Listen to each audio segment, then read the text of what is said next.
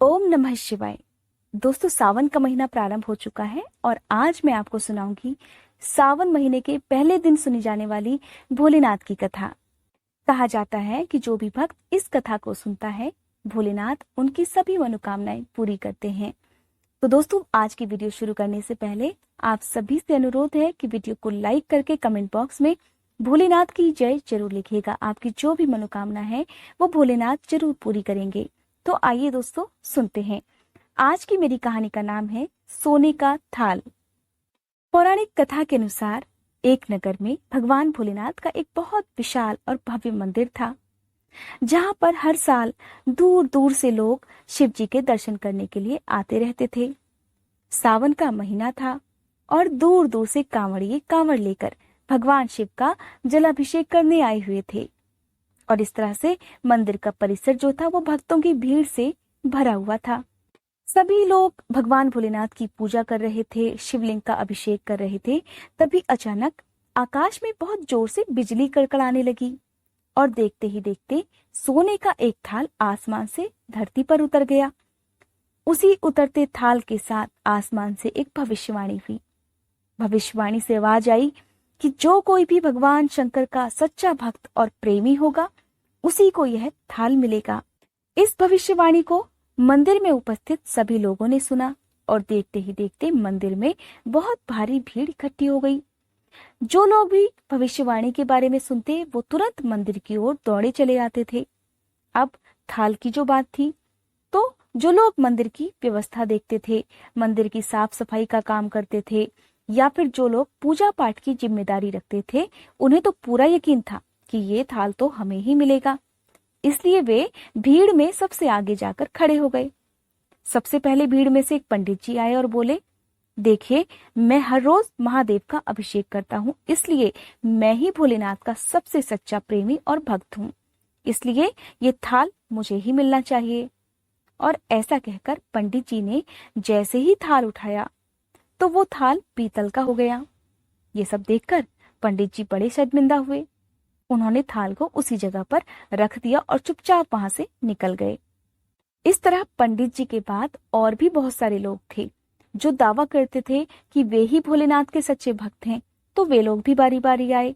सबने सोने के थाल को बारी बारी छुआ और वो फिर से पीतल का हो गया।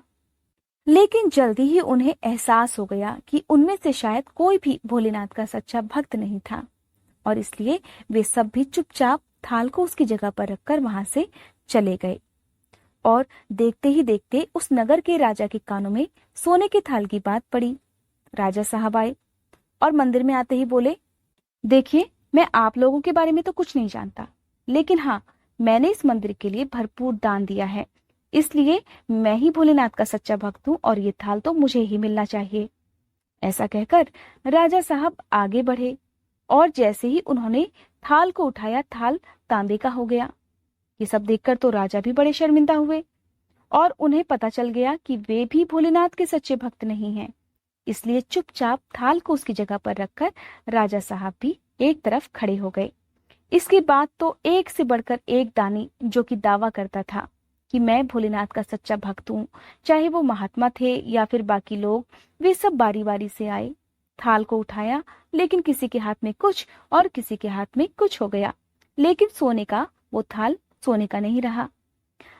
तब जाकर लोगों को पता चला कि हम में से तो कोई भी महादेव का सच्चा भक्त है ही नहीं।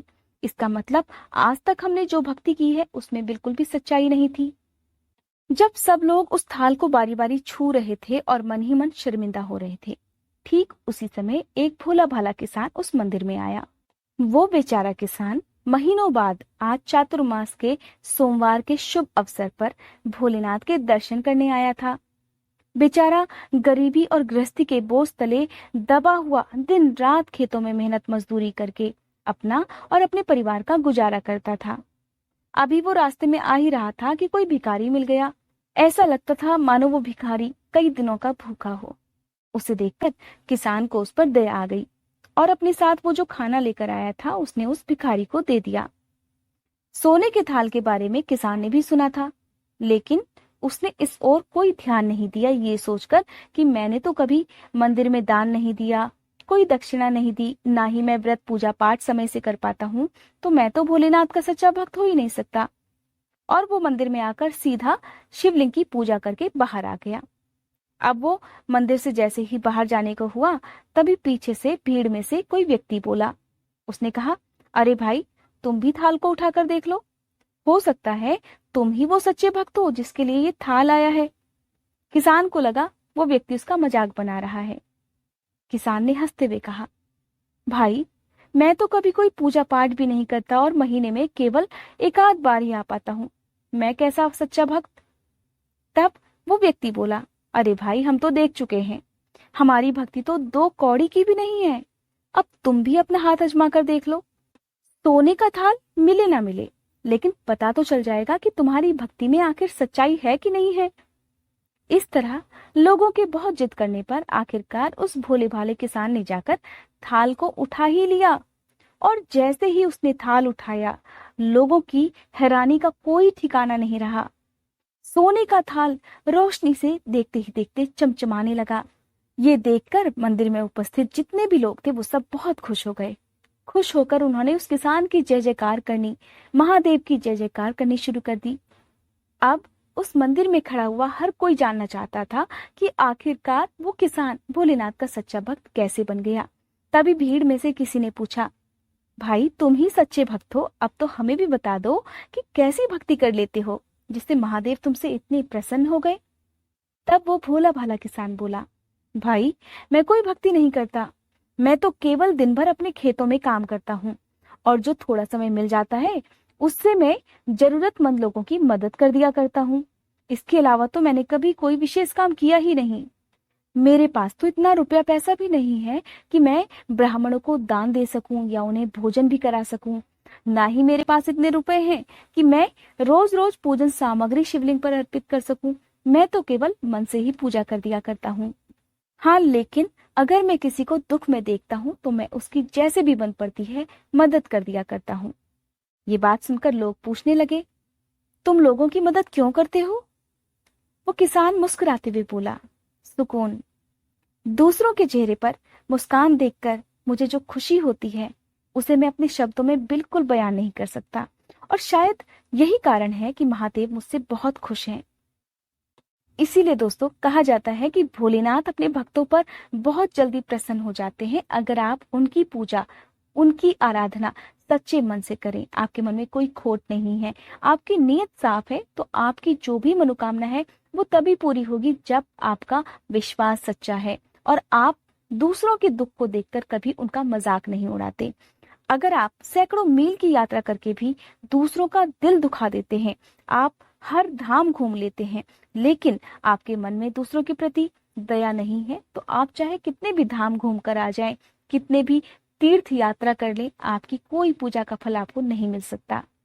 अगर आप तीर्थ यात्रा करने जा रहे हैं और रास्ते में जो भी आपको जरूरतमंद व्यक्ति मिलता है, कोई निर्धन मिलता है, कोई भिखारी मिलता है, और ऐसे में अगर आप उनका दिल दुखाकर तीर्थ यात्रा करते हैं, तो आपकी वो तपस्या, वो साधना, महादेव का दर्शन धूल के बराबर हो जाता है। ऐसी भक्ति को भोलेनाथ कभी भी स्वीकार नहीं करते।